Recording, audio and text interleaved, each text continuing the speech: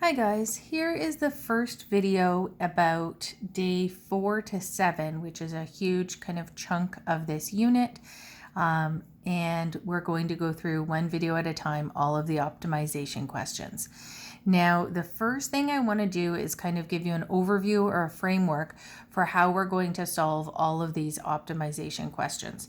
So the first step is always going to be identify what you want to optimize. So that means what you want to find the maximum or minimum of, and find an equation for that value.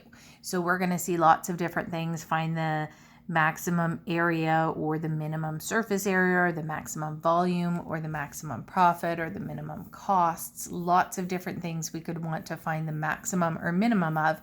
But every time we're going to want to find an equation for that. And the key here is that it has to have only one other variable. So sometimes you might have more than one variable in your initial equation, like maybe in a very simplified example, you might have something that was like area equals length times width. You can't have both length and width. You have to use some kind of other information that's given in the question to write one of those, the length or the width, in terms of the other variable. And that's going to depend on the different scenarios you have. So once you have that function in terms of one other variable, you're going to take the derivative. That's pretty straightforward. All of the functions you get will be functions that you know how to take the derivative of. The next piece is to find the critical numbers. So those are numbers that could be turning points. They could be a maximum, could be a minimum. Something funny is happening with the derivative at those points. And the two different categories of critical numbers, we've looked a lot at this first one where f prime at x equals 0. That's where you get typically you kind of think of that as a turning point. It isn't always, because it could be one of those inflection points that we did in advanced functions last year. But all turning points would have a derivative of 0.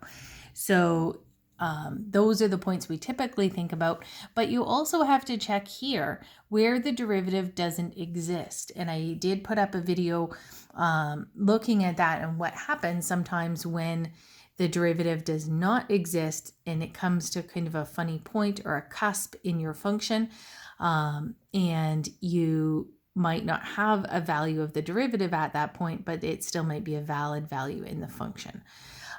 So once we find those critical numbers, we're going to check those. So this is very similar to max and min from that day 2 in this unit, except now it's all in real life scenarios and you have to come up with the equation. So we're going to do the same thing. We're going to check the critical numbers. So checking for those potential turning points where the derivative is 0 or where the derivative doesn't exist, and also the real life restrictions on the domain. So in the max min in day 2, you guys were given a domain for x. So you were given an interval like x is between -2 and +4. And you had to test the value of the function at those endpoints. Same thing here, except you're not likely going to be given the endpoints of the interval. You are going to have to come up with what reasonable endpoints of your interval are based on the question, based on the real life scenario. So I'm just going to go right into the first example here. Question number 1 says a piece of wire 8 centimeters long is cut into 2 pieces. One piece is bent to form a circle and the other is bent to form a square. How should the wire be cut if the total area enclosed is to be A, as large as possible, or B, as small as possible? So the first part of this is very, very much the same no matter whether we're doing A or B. We're just going to end up testing our values and determine which one is the maximum, gives us a maximum area, and which one gives us a minimum. So it says that we have a piece of wire that is 8 centimeters long and it's cut into 2 pieces. So I'm going to draw my piece of wire.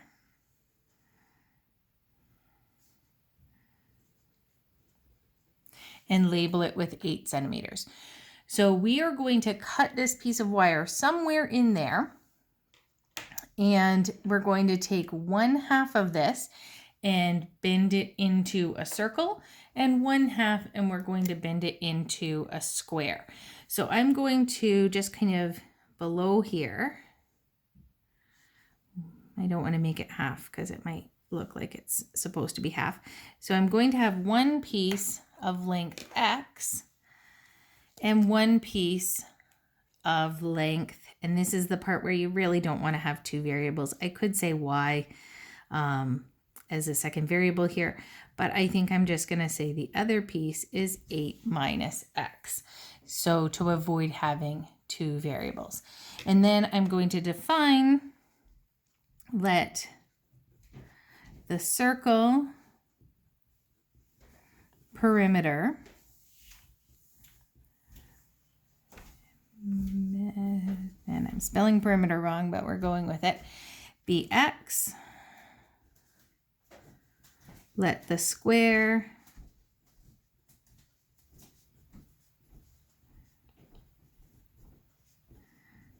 be 8 minus X.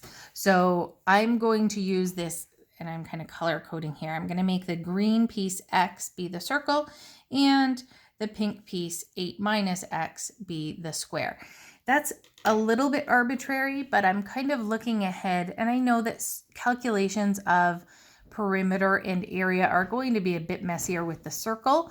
So I wanted the simpler variable to go there, but it would have worked either way. So I know here I'm going to draw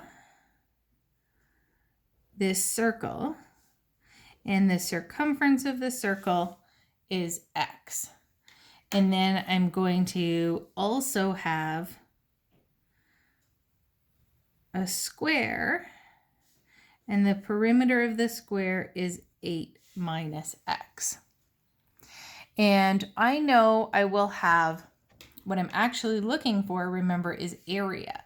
So the area enclosed is what I'm looking for. So I'm going to figure out an equation for area that is the sum of these two areas in there. So to figure out what the area of my circle is, I would need to know the radius. So I know that A1 is pi r squared. I don't know what the radius is. I need that in terms of X. So I'm going to use the knowledge I have about the circumference. I know that C is 2 pi r, and my circumference is X. So X is 2 pi r, and then getting an expression for radius,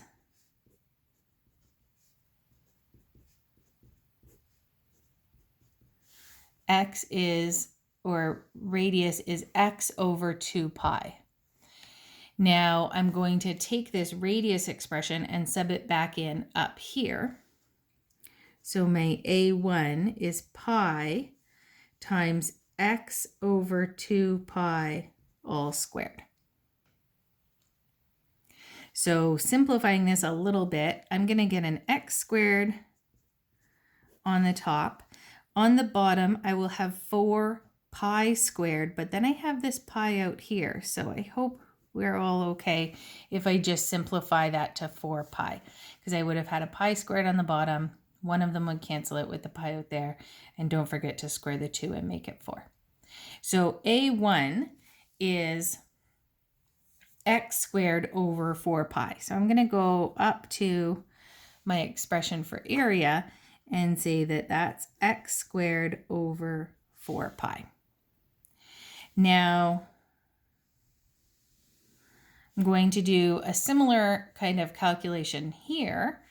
I know that the area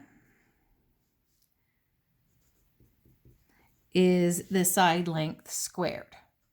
Now, I'm given an expression here for perimeter. Perimeter is 8 minus X. And I know that in general, the perimeter here is 4 times the side length. So if 4s equals 8 minus x, the side length would be 2 minus 1/4 x. So this is an expression for the side length in terms of my x variable. I'm going to take that and put it into the function here for area. So the equation for area, so I will have 2 minus 1/4 x, and that's going to be squared. Okay. I do want to kind of simplify this a little bit because I don't think that this is worth using the chain rule looking ahead here. So I would have 4. If I'm foiling this out, I would get minus 2 times 1/4 is 1/2. So minus 1/2 x minus another 1/2 x is just minus x, and then plus 1/16 x squared.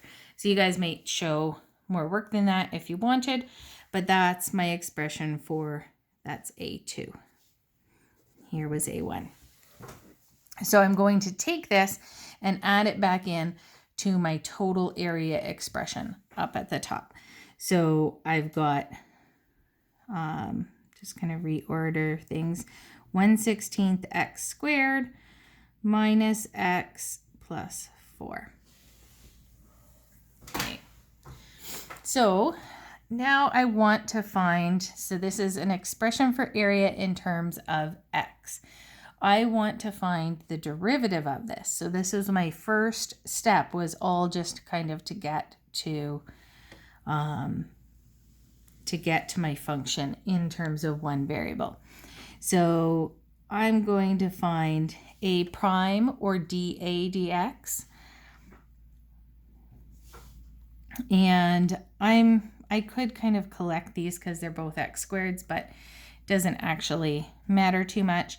So I'd have 2x over 4 pi, which would just be x over 2 pi when I do that derivative. Here, multiplying the 1/16 by the 2, we get 1/8 x, and then minus 1. The plus 4 obviously is gone. So I've got my derivative there. And now I want to find my critical numbers.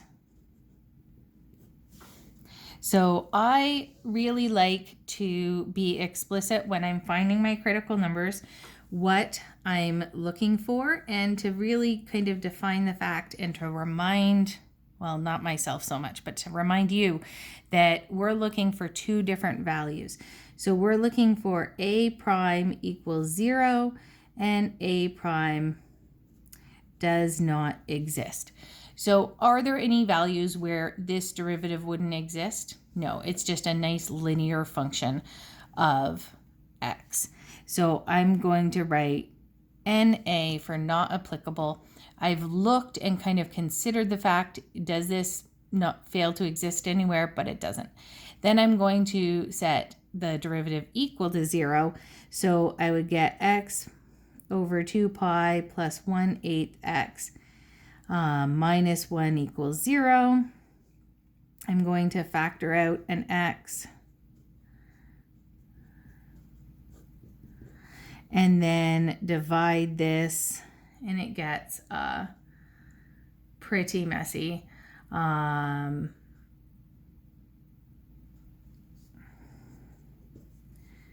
I'm going to get a common, I'm actually just going to kind of try and save space and give you guys the answer. If we get a common denominator and then divide 1 by this value, we get 16 pi over 8 plus 2 pi. And write me comments if you don't get that,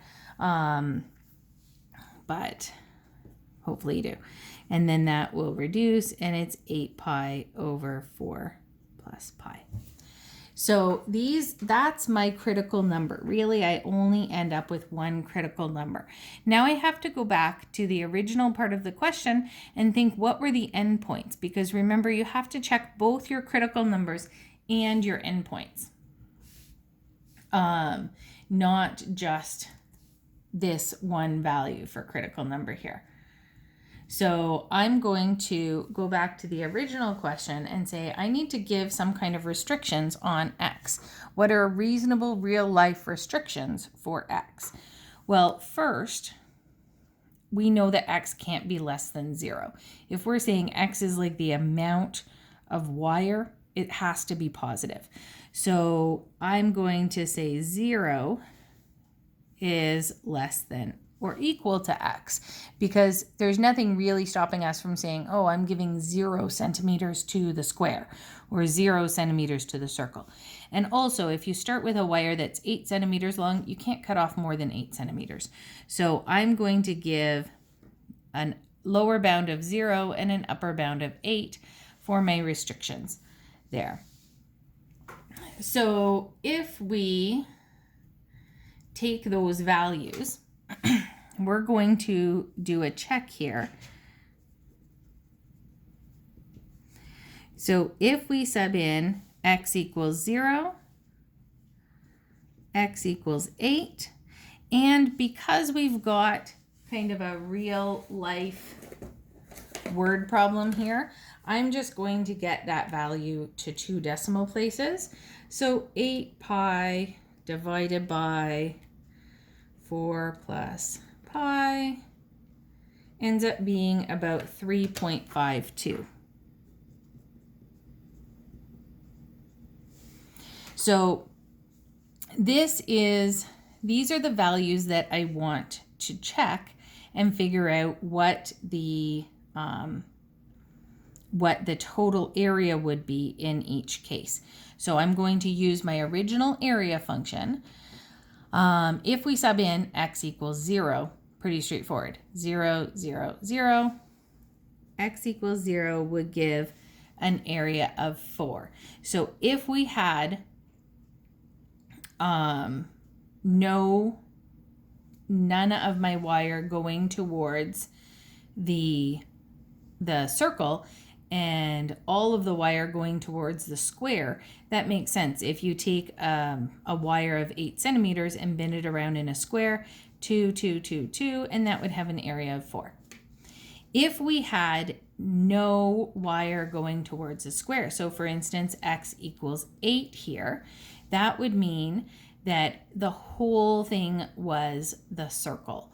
So I'm going to substitute an 8, just kind of on my calculator, substitute 8 in here and figure out what your area would be.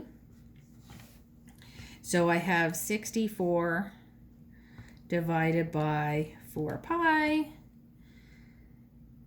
plus 64 over 16 minus 8 plus 4. I get an area about 5.09. So if you had taken the whole 8 centimeters and made it into a circle, you get a bigger area than if you had made it into a square. So the last one to try is to do this 3.52 that came from my critical number. So 3.52 squared divided by 4 pi plus 3.52 squared divided by 16 minus 3.52 plus 4. We get the smallest area overall, 2.24 about. That's rounded, of course. So we could say the answer for A, to make the area as large as possible, we should, the largest area would be all 8 centimeters for the circle. And for B, the smallest would be about 3.52 centimeters for the circle and the remainder for the square.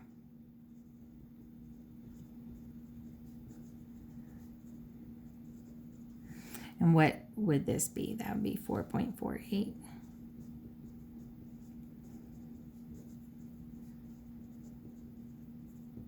So it depends whether you're looking for the maximum or minimum, but the method here is going to be the same each time.